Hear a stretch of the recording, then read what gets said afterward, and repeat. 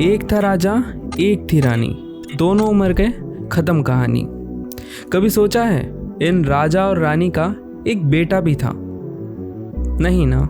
तो तुमने कभी ना कभी बचपन में ये सुना होगा कि दिमाग में जंग लग जाता है, इसे जितना यूज करोगे उतना शार्प होगा।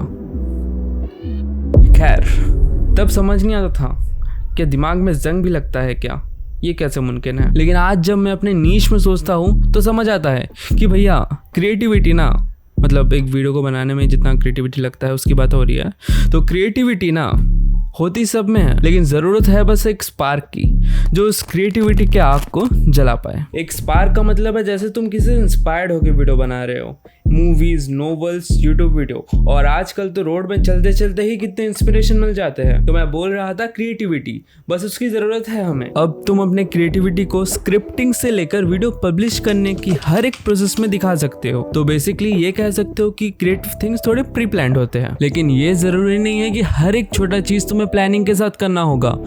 Creative things comes with the flow, वो अपने आप ही आएगा। जैसे ये ट्रांजिशन मैंने पिछली वीडियो रिकॉर्ड करते वक्त ही आइडिया आया था। और हाँ, यही है पहला टॉपिक इस वीडियो का। तुम इसे तब यूज कर सकते हो जब तुम्हें एक शॉट से दूसरे शॉट जाना हो, वो भी seamlessly, but with the help of some objects. बस इतना ध्यान रखना, चीजें थोड़ी प्रैक्टिकल होना चाहिए। मतलब बाहर शूट कर रहे हो तो बाहर की चीजें यूज करोगे तो बेहतर होगा, घर में शूट कर रहे हो तो घर की चीजें यूज कर सकते हो, और बाथरूम में शूट कर रहे हो तो बाथरूम में ट्रांजिशन क्यों यूज करेगा ऐसा कोई। अब पहले वाले शॉट में तुम्हें यही शूट करना है कि तुम ऑब्जेक्ट को दे रहे हो, रख रहे हो, गिरा रहे हो, ये सब तुम अपने हिसाब से सोच सकते हो इसे। एंड नाउ नेक्स्ट शॉट में तुम्हें करना होगा फर्स्ट शॉट का ऑपोजिट। अगर गिरा रहे हो तो उठाना होगा, अगर दे रहे हो तो लेना होगा, ऐसा ही कुछ। और ये सब मूवमेंट्स तुम थोड़ा नेचुरल तरीके से करना, जैसे तुम रोज करते हो, वरना थोड़ा क्रिंज हो जाता है। अब एडिटिंग में तुम्हें एक स्वीट स्पॉट ढूंढना होगा। किसका?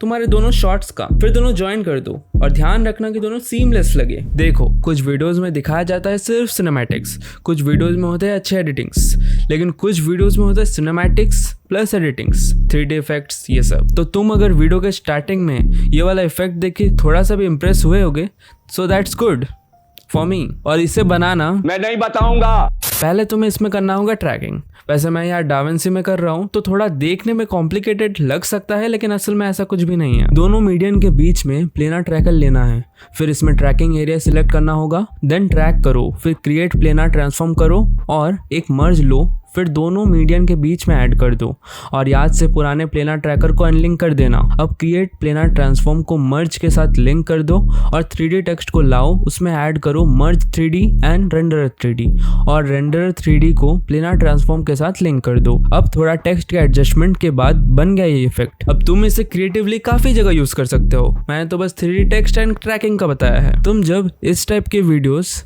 बनाना शुरू करोगे ना, तुम्हारे बोलने के तरीके में एंड स्क्रिप्टिंग में बहुत काम करना होता है, और मैं अभी भी बेहतर करने का ट्राई कर रहा हूँ। लेकिन बोलने के तरीके में मुझे सबसे ज़्यादा पुश तब मिला जब एनीथिंग ने कहा कि बोलना ऐसा चाहिए कि यूजुअली जैसे हम बात करते हैं उसे ऐसे बनाने की कोई ज़रूरत नहीं। और इस तरीके में फ़ायदे की बात करूँ तो तुम्हें बार बार स्क्रिप्ट नहीं देखना पड़ेगा इस तरीके से। एंड डेफिनेटली तुम्हारे व्यूअर्स को भी ज़्यादा मज़ा आने वाला है, क्योंकि वो एक कनेक्शन फील कर पाएंगे तुम्हारे वीडियो के साथ। अब मेहनत तुम्हें कैसे और कौन सी जगह यूज़ करना है वो तो तुम्हारे हाथों में ही है, पर इधर भी तुम सब्सक्राइब, लाइक, कमेंट करके मेहनत का सही जगह यूज़ कर सकते हो। पहले इस्तेमाल करें फिर विश्वास करें। सिद्धार्थ। अब मेहनत कैसे और कौन सी जगह पे यूज़ करना है वो तो तुम्हारे हाथों में ही है।